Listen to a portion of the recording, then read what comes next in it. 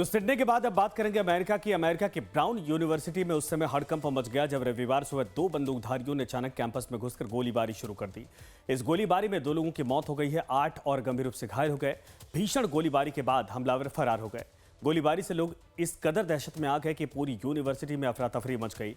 लोग अपनी जान बचाने के लिए इधर उधर भागने लगे। यूनिवर्सिटी ने तुरंत अलर्ट जारी किया और छात्रों को दरवाजे बंद करने, फोन साइलेंट करने और छिपने की सलाह दी है। घटना के बाद पूरे कैंपस को सील कर दिया गया। गोलीबारी यूनिवर्सिटी के बारस एंड हॉली बिल्डिंग के अंदर हुई है। सबसे बड़ी बात यह है कि हमलावरों ने उस दिन हमला किया जब फाइनल एग्जाम होने वाला था। हमलावर ने काले कपड़े पहने हुए थे। फायरिंग के बाद वो भाग गए। हालांकि FBI ने उसे गिरफ्तार कर लिया है। कैंपस और आसपास के कैंपस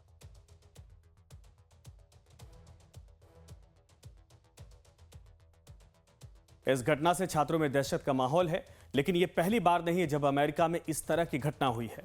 इससे पहले भी अमेरिका में बंदूकधारियों ने आम लोगों को अपना टारगेट किया था।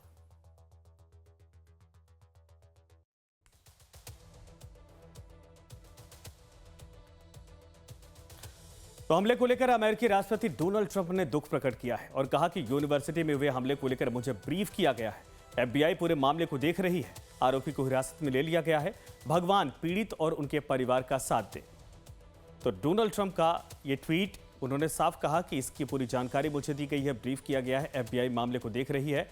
और उन्होंने कहा कि भगवान पीड़ित और उनके परिवार का साथ दें। ये डोनाल्ड ट्रंप का ट्वीट आपके सामने है। आरोपी हिरासत में लिए जा चुके हैं। तो ब्राउन यूनिवर्सिटी में अंधाधुंध जो गोलीबारी हुई है उसकी जानकारी आपको देते हैं। फाइनल एग्जाम के दौरान यह फायरिंग की गई है। काला कपड़ा पहने हमलावर कैंपस में दाखिल हुए थे और बारूस एंड होली बिल्डिंग को टारगेट किया गया। हमले के बाद कमरे में छात्र छिपे, तब जाकर जान बची। हादसे में 2 की मौत हो गई है फिर भी, और 8 लोग घायल हैं जिनको बाद में अस्पताल में भर्ती करवाया गया है। और फायरिंग के बाद हमलावर फरार हो गए हैं। FBI ने हमलावर को हिरासत में लेने का हालांकि दावा किया है और आसपास के इलाकों में भी अलर्ट जारी कर दिया गया है। राष्ट्रपति ट्रंप ने हादसे पर दुख प्रकट किया है। उन्होंने कहा कि पूरे मामले पर बेहद दुखद घटना हुई है और निगरानी लगातार की जा रही है।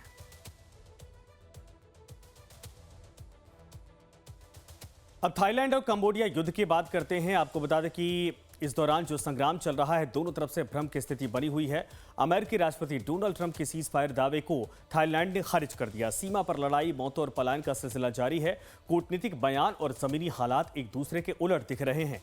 दरअसल ट्रंप ने दावा किया है कि दोनों देशों के बीच सीज फायर यानी कि लड़ाई रोकने पर सहमति बन गई है, लेकिन कुछ ही घंटों बाद थाईलैंड की सरकार ने साफ कर दिया कि कुछ भी ऐसा नहीं हुआ है। सीमा पर लड़ाई चल रही है, सैनिक मोर्चों पर हैं और हालात पहले जैसे तनावपूर्ण बने हुए हैं।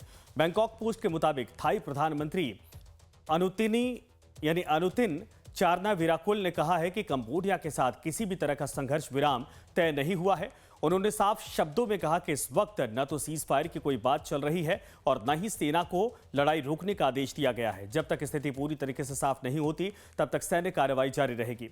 मलेशिया के प्रधानमंत्री अनवर इब्राहिम ने भी दोनों देशों से शनिवार 10 बजे से लड़ाई रोकने की अपील की थी। इसके बाद अमेरिकी राष्ट्रपति डोनाल्ड ट्रंप ने दावा किया कि उन्होंने खुद थाईलैंड और कंबोडिया के प्रधानमंत्रियों से बात कर ली है और दोनों देश गोलीबारी रोकने पर राजी हो गए। ट्रंप के इस दावे के बाद जब जमीनी हालात देखे गए तो कहानी बिल्कुल अलग और उल्टी दिखाई दी। न थाई प्रधानमंत्री अनुतिन और न ही कंबोडिया के प्रधानमंत्री हुन मानेट ने अपने आधिकारिक बयानों में किसी सीज फायर का जिक्र किया है। उल्टा सीमा पर गोलीबारी और हमले जारी हैं। युद्ध में पिछले 6 दिनों में दोनों देशों के 20 से ज्यादा लोगों की मौत हो चुकी है। करीब 200 लोग घायल हैं और हालात ऐसे बन गए हैं कि करीब 6 लाख लोग अपने घर छोड़ने को मजबूर हो गए। अब सवाल यह है कि क्या दोनों देशों के बीच युद्ध और विकराल रूप लेगा या फिर ट्रंप युद्ध रुकवाने में असफल जो अब तक दिख रहे हैं इसमें कामयाब हो जाएंगे। और आपको बता दें कि दोनों देशों के बीच विवाद का पूरा इतिहास, भूगोल बताएंगे, लेकिन पहले समझते हैं कि हालिया संघर्ष की वजह क्या है। दरअसल बुधवार को विवादित क्षेत्र में एक थाई सैनिक बारूदी सुरंग में विस्फोट से घायल हो गया। बैंकॉक ने आरोप लगाया कि बारूदी सुरंग कंबोडिया सेना की ओर से बिछाई गई थी। कंबोडिया ने आरोपों को निराधार बताया। इसके बाद गुरुवार को प्राचीन मंदिर से सटे इलाके में दोनों देशों के सैनिकों के बीच झड़प हो गई। जल्दी हिंसा पूरे विवादित सीमा के इलाके में फैल गई। थाईलैंड ने सोमवार की सुबह F-16 फाइटर जेट से कंबोडिया में एक कसिनो पर एयर स्ट्राइक की।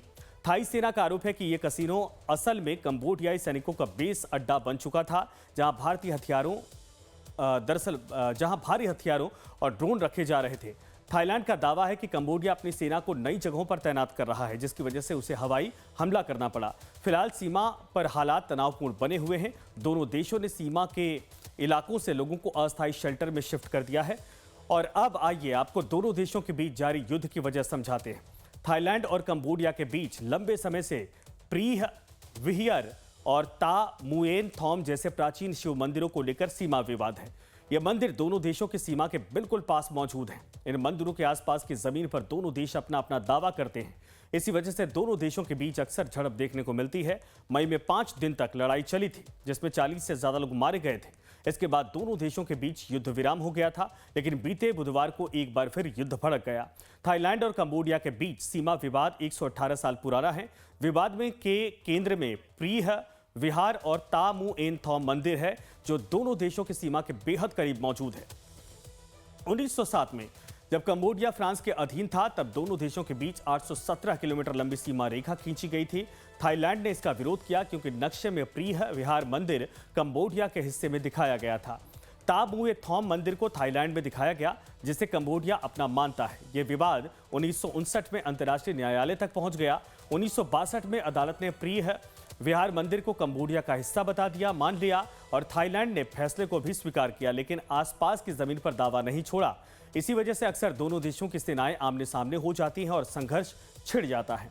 एक बार फिर भीषण संग्राम जारी है और अब देखना यह है कि इस युद्ध पर विराम कब और कैसे और किसके जरिए लग पाता है।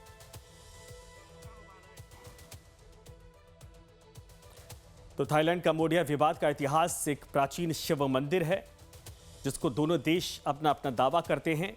मंदिर कंबोडिया में, लेकिन आपको बता दें कि आसपास के इलाकों को लेकर भी दोनों देश जमीनों को लेकर अपने अपने दावे छोड़ने को तैयार नहीं है।